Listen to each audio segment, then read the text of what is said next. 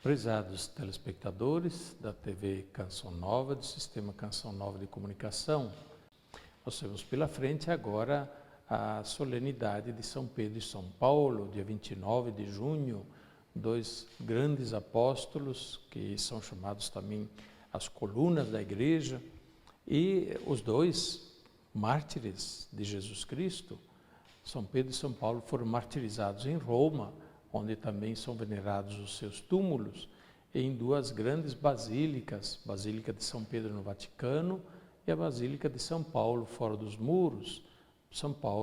A Basílica de São Paulo foi construída perto do local onde, segundo a tradição, o apóstolo São Paulo teria sido decapitado, martirizado, e perto daí foi colocado num túmulo. Em época romana, costumava-se sepultar ao longo das estradas, e ali era a Via Ostiense, ou seja, a estrada que levava de Roma para a cidade de Ostia, que era um porto na foz do rio Tibre. E ali começou toda a veneração do apóstolo São Paulo, já muito cedo, desde logo depois do seu martírio. E por isso, já na época do imperador Constantino, no século IV, foi construída a primeira grande, bonita basílica, que durou muitos séculos, até que foi destruída por um incêndio, e no século XVII e XVIII foi construída a atual Basílica de São Paulo, fora dos muros, no mesmo lugar. E o Papa João Paulo II, na ocasião do grande jubileu do ano 2000, mandou fazer pesquisas sobre o lugar do túmulo e sobre aquilo que se tinha como túmulo de São Paulo. E os pesquisadores, arqueólogos, estudiosos, historiadores, cientistas chegaram à conclusão que é lá mesmo o lugar do túmulo de São Paulo, com toda certeza. Assim como na Basílica de São Pedro está também o túmulo do apóstolo São Pedro. Por isso, esses dois apóstolos, grandes apóstolos, são venerados em Roma de maneira muito especial, justamente onde está o Papa. São Pedro lembra a unidade da igreja, a igreja que em torno do Papa vive, digamos assim, a mesma fé, vive unida na mesma caridade, apesar de todas as brigas que possa haver, mas está unida na mesma fé, na mesma tradição vinda dos apóstolos, fiel ao ensinamento dos apóstolos e na comunhão da doutrina dos apóstolos, que é representada pelo Papa e os bispos unidos a ele, ao Papa. E São Paulo representa a igreja missionária, a igreja que vai ao mundo expandindo o evangelho, levando a boa nova a todas as nações. São Paulo, o grande apóstolo missionário. Então, na festa de São Pedro e São Paulo, no dia 29, nós lembramos exatamente isso, a igreja unida em torno do Papa, sucessor de Pedro, e a igreja missionária unida em torno de São Paulo, o grande apóstolo missionário. Nós aqui no Brasil, infelizmente, não temos feriado no dia 29 de junho, mas mesmo assim permanece no calendário o dia de São Pedro e São Paulo, dia 29 de junho. Na liturgia, nós vamos celebrar São Pedro e São Paulo no domingo seguinte, que neste ano cai no dia 3 de julho.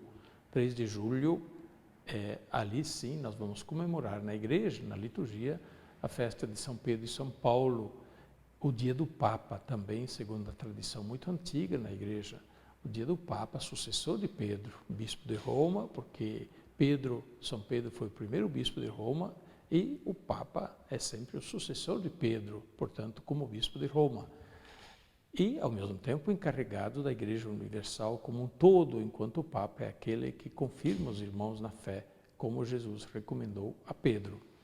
Pois bem, no domingo, dia 3 de julho, nós vamos rezar de modo todo especial pelo Santo Padre, o Papa Francisco. Esta é uma tradição que vem desde os tempos dos apóstolos.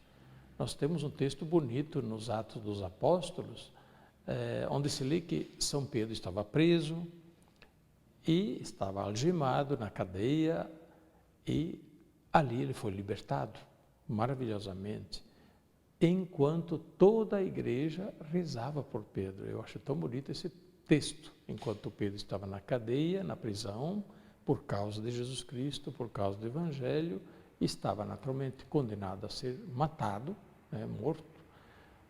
toda a igreja rezava por Pedro. E Pedro foi libertado de maneira maravilhosa da prisão. Podem procurar esse texto nos Atos dos Apóstolos, é delicioso. Mas no dia de São Pedro e São Paulo, no dia 3, dia do Papa, primeiro domingo depois de 29 de junho, nós vamos de modo todo especial para rezar pelo Papa Francisco, que pede sempre a oração, que precisa de oração e, sobretudo pela oração, nós nos colocamos em sintonia. Então não basta a gente gostar do Papa Francisco, dizer, ai que bonito, ele é muito, a gente gosta muito dele, precisa ouvir o Papa Francisco também, ouvir a sua palavra, as suas orientações e obedecer ao Papa. Esta é a atitude mais importante de todas. E mais um gesto que eu quero recomendar a todos é o óbolo de São Pedro, a coleta no dia do Papa, chamada também a coleta para o Papa. Mas eu queria tirar qualquer mal-entendido. O Papa não recebe essa coleta para pôr no bolso, no banco. É a coleta, sim, para a caridade do Papa, para o Papa poder mais amplamente ajudar onde é necessário. E o Papa ajuda toda hora, está ajudando justamente para as necessidades em todo o mundo onde há mais necessidade. Dias atrás a gente leu que foi construído um hospital no Iraque, naquela região de guerra, para amparar e acudir os refugiados, aqueles que perderam tudo por causa da guerra. E o Papa ajudou na construção deste hospital. Justamente com a nossa ajuda, o Papa pode ajudar. Então, eu recomendo esse gesto de solidariedade com toda a Igreja, mediante a generosa ajuda na coleta do óbolo de São Pedro, lá na sua igreja. Esta coleta, o fruto dessa coleta, depois é repassado a Roma, aqueles que ajudam o Papa a fazer a caridade para a Igreja no mundo todo. Deus abençoe nosso Papa Francisco, Deus abençoe a todos vocês pela intercessão dos apóstolos Pedro e Paulo. A bênção de Deus Todo-Poderoso, Pai, Filho e Espírito Santo, desça sobre vós e permaneça para sempre. Amém.